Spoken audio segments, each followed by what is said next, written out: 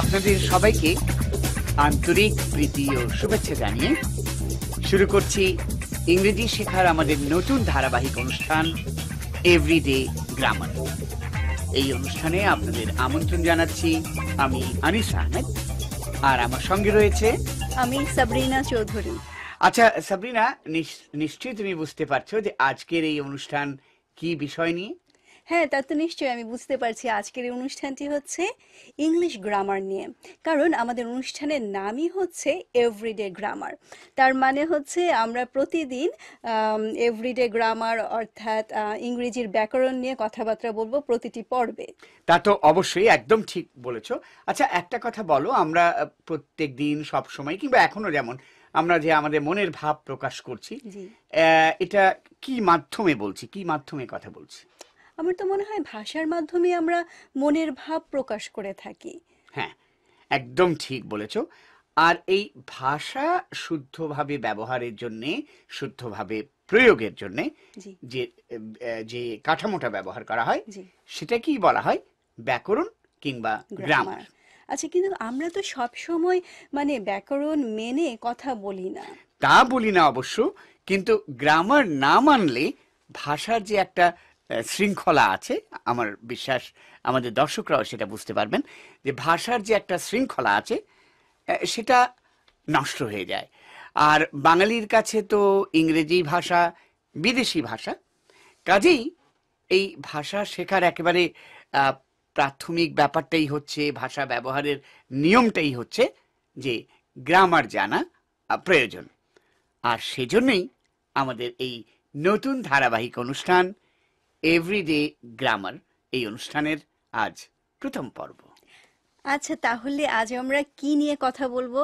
ইংরেজি ভাষায় আই এবং মি নিয়ে একটা বড় রকমের বিভ্রান্তি আছে। আচ্ছা, হ্যাঁ, আমারও কিন্তু আই এবং মি এ দুটো ওয়ার্ড নিয়ে আমারও কিন্তু ভীষণ কনফিউশন আছে। হ্যাঁ, এই দুটো ওয়ার্ড নিয়ে কনফিউশন থাকতেই পারে, ঠিক তাই। এমনকি ইংরেজি যাদের মাতৃভাষা তারাও কিন্তু অনেক সময় ভুল করেন। আচ্ছা, শোনো না এই বাক্যটা। The police stopped him and I. কি মনে হচ্ছে তোমার সাবরিনা, বাক্যটা কি ঠিক? তা তো ঠিক বলতে পারবো না, আমার কাছে একটু কনফিউজিং মনে হচ্ছে, আবার মনে হচ্ছে ঠিকই আছে বোধহয়। আসলে আমরা এই কনফিউশনের কথাই বলছি, কারণ এই কনফিউশন তো আমাদের মধ্যে আছেই। যেমন একটু আগে আমরা সাবরিনার কাছেও শুনলাম যে সেও কনফিউজ বোধ করছে। খোদ যাদের মাতৃভাষা ইংরেজি, এই ইংরেজি ভাষাভাষী লোকজনও কিন্তু এই ভুলটা করে থাকেন। তো আসলে কি জানো সাবরিনা, কি এই বাক্যটা কিন্তু ভুল। কিন্তু কেন? কেন ভুল? কারণ এখানে হবে আয়ের পরিবর্তে মি। আচ্ছা, কিন্তু কেন? এই ব্যাখ্যাটা তাহলে খেয়াল করে শোনো। Well, when you are talking about yourself in the subject of the sentence, you use the subject pronoun I. হ্যাঁ, এবার বুঝতে পারছি। সাবজেক্ট হিসেবে নিজেকে উপস্থাপন করলে আই হবে এবং অবজেক্ট হিসেবে উপস্থাপন করলে হবে মি। তা এই সাবজেক্ট অবজেক্ট ব্যাপারটা বুঝতে পারছো তো? হ্যাঁ, সাবজেক্ট হচ্ছে একটি বাক্যের কর্তা, আর অবজেক্ট হলো বাক্যের কর্ম, অর্থাৎ যাকে উদ্দেশ্য করে কিছু করা হয়। বাহ, একদম ঠিক বলেছো। সুতরাং সাবজেক্ট যখন নিজেই নিজের সম্পর্কে কোনো কথা বলে তখন আই ব্যবহার করা হয়। যেমন শোনো, I went to the White House. আর সাবজেক্ট যদি দুজন হয়, অর্থাৎ সাবজেক্টের সঙ্গে যদি আরো একজন থাকে, তখন তাহলে বাক্যটা হবে এরকম: My brother and I went to the White House. কিন্তু I and my brother went to the white house, এটা বললে কি ভুল হবে? না, তা আসলে গ্রামেটিক্যালি বোধহয় ভুল হবে না, কিন্তু সাধারণ ভদ্রতা হচ্ছে নিজের কথা বলার আগে অন্যের কথাটা বলা। আচ্ছা, বুঝেছি, কিন্তু অবজেক্ট প্রোনাউন নিয়ে তো আপনি কিছু বললেন না। ভালো কথা বলেছো। এই সম্পর্কে নিয়মটা হলো, যদি নিজেই বাক্যের অবজেক্ট কেউ হয়, তাহলে সেক্ষেত্রে আই নয়, মি ব্যবহার করতে হবে। সেটা আমি একটু আগে বলেছি। এখন উদাহরণ সহ এই বাক্যটা শোনা যাক। If you're talking about yourself in the object of the sentence, you have to use me. The president waved at me. আর যদি অবজেক্ট দুজন হয়? সেখানেই অনেকে ভুল করেন। শোনো না এই সংলাপ। When you have two people in the object, some people say the president waved at my brother and I, but that's incorrect. So the right way to say it is the president waved at my brother and me? That's right. It sounds wrong even to some native speakers, but me is correct because it is the object pronoun. হ্যাঁ, এবার সবটুকুই বুঝতে পারছি। বাহ, কিন্তু এখন তো আমাদের ওঠার সময় হয়ে এলো। হ্যাঁ, নিশ্চয়ই।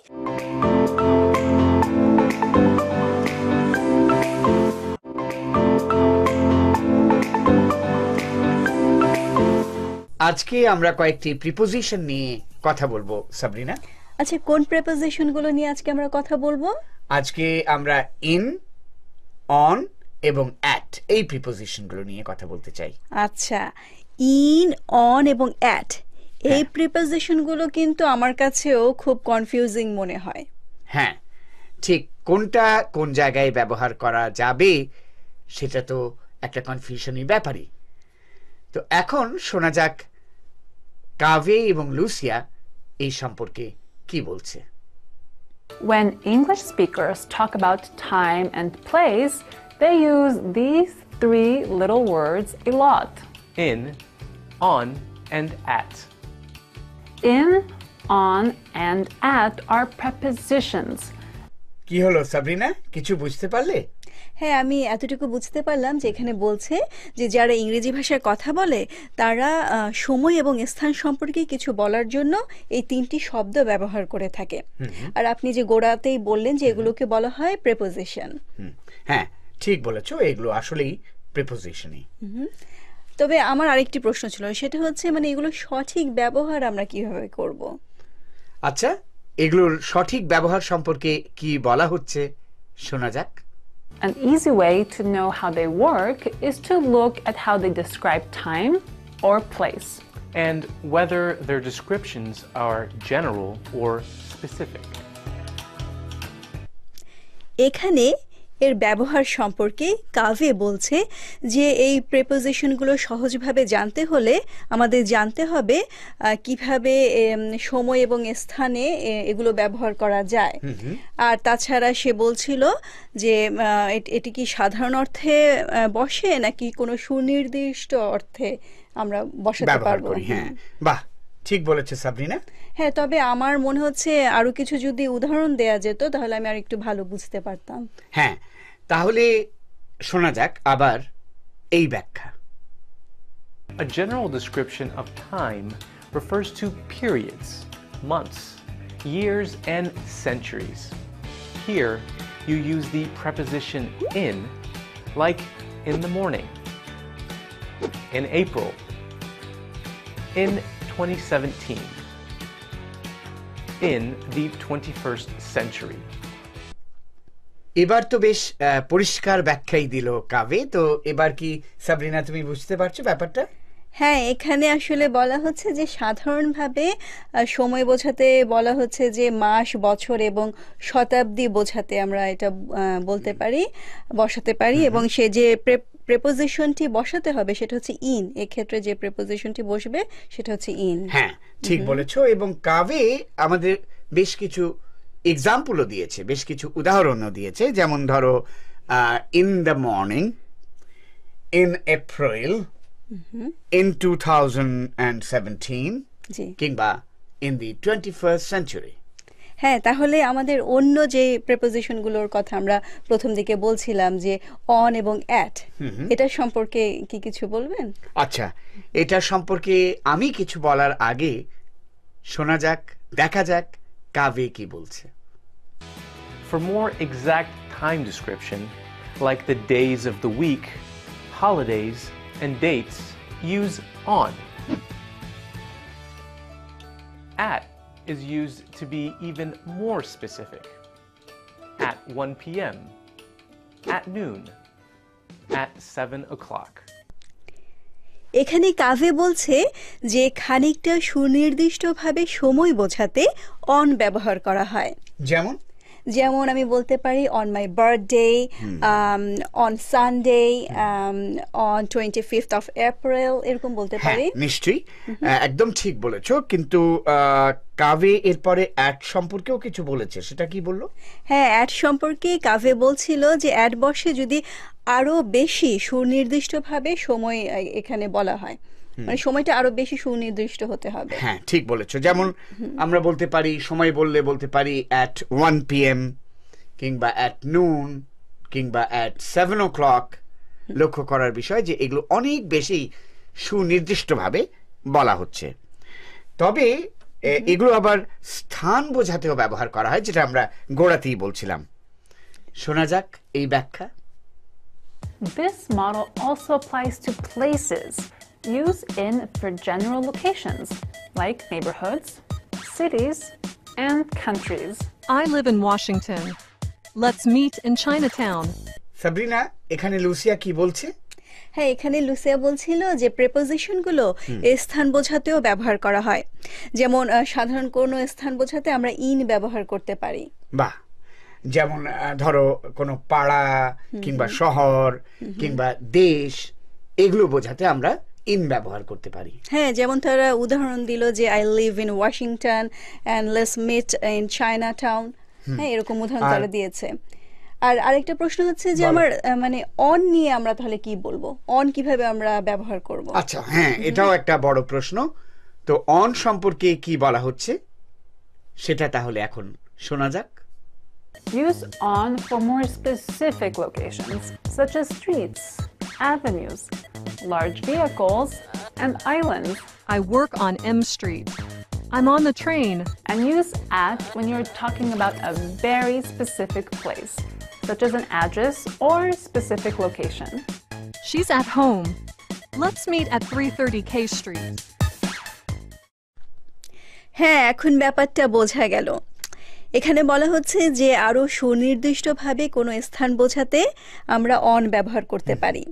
যেমন রাস্তাঘাট, বড় কোনো যানবাহন কিংবা সুনির্দিষ্ট কোনো দ্বীপ। হ্যাঁ, তুমি একদম ঠিক বলেছো। এবং যেমন এর উদাহরণগুলো হতে পারে I work on M street কিংবা I am on the train, এরকম বাক্য।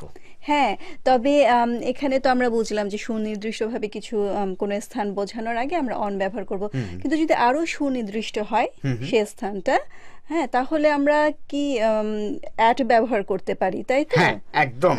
যেমন ওই যে বললাম যে আরো যদি সুনির্দিষ্ট কোনো ঠিকানা হয় কিংবা কোনো নির্দিষ্ট স্থান হয়, তাহলে অ্যাট ব্যবহার করতে হয়। হ্যাঁ, এবং এই কারণেই তারা উদাহরণে বলেছিল যে she is at home, let's meet at 330 K street.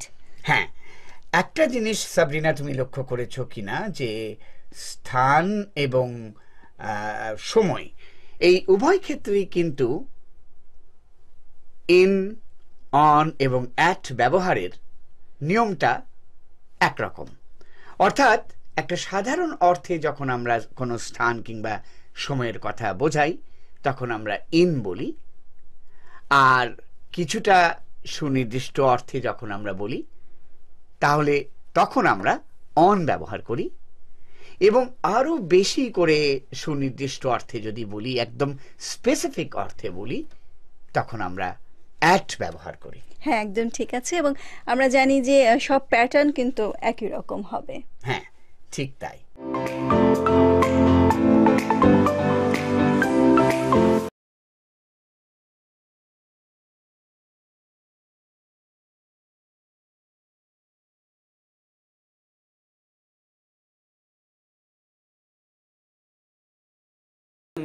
আমাদের আজকের অনুষ্ঠানে আমরা এসেছি যুক্তরাষ্ট্রের রাজধানীতে স্মিথসোনিয়ান জাদুঘরের একটি অংশ, ফ্রিয়ার স্যাকলার গ্যালারি, সেই গ্যালারিতে। এই গ্যালারির ভেতরে একটি অভূতপূর্ব প্রদর্শনী চলছে।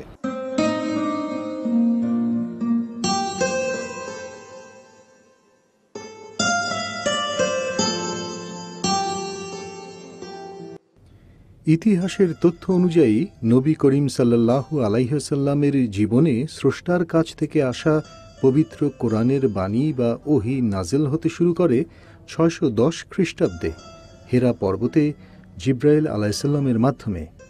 সে সময় তাঁর বয়স হয়েছিল 40 বছর। 632 খ্রিস্টাব্দে তার মৃত্যুর আগ পর্যন্ত ধাপে ধাপে সম্পূর্ণ কোরআন নাজেল হয়েছিল। বলা হয়ে থাকে এটি সম্পূর্ণ জীবন বিধান। ইসলাম ধর্ম নিয়ে যখন পাশ্চাত্যে নানান বিভ্রান্তি বিরাজ করছে, তেমনি এক অস্থির সময়ে যুক্তরাষ্ট্রের জাতীয় জাদুঘর কর্তৃপক্ষ এমনি একটি প্রদর্শনীর আয়োজন করল।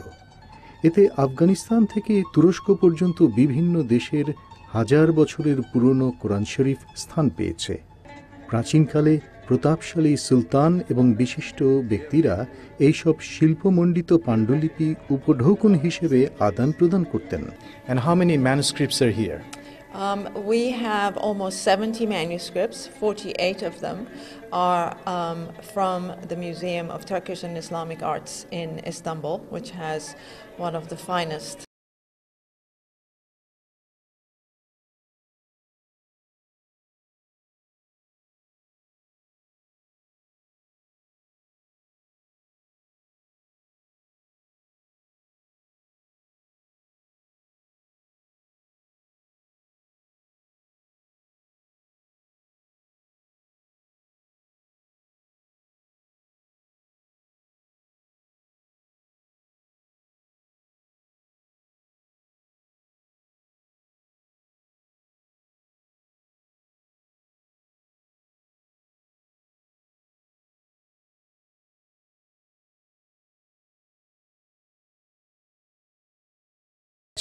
You know, there's almost 70 manuscripts here, and they all are saying the same thing, and you know, they have sort of the same text all at the heart of it, but still somehow each one feels individual. You know, moving from Quran to Quran, it feels new every time and feels really personal.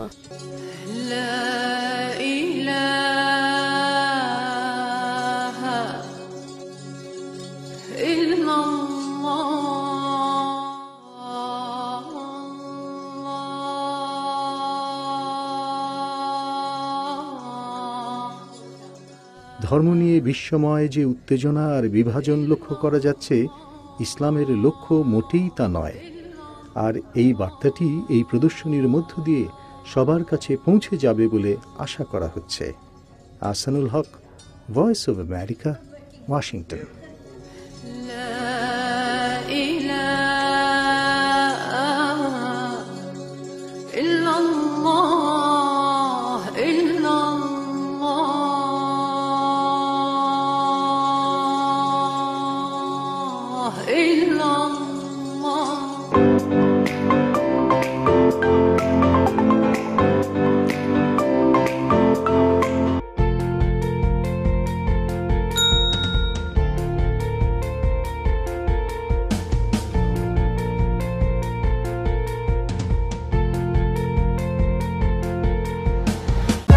For more updates, subscribe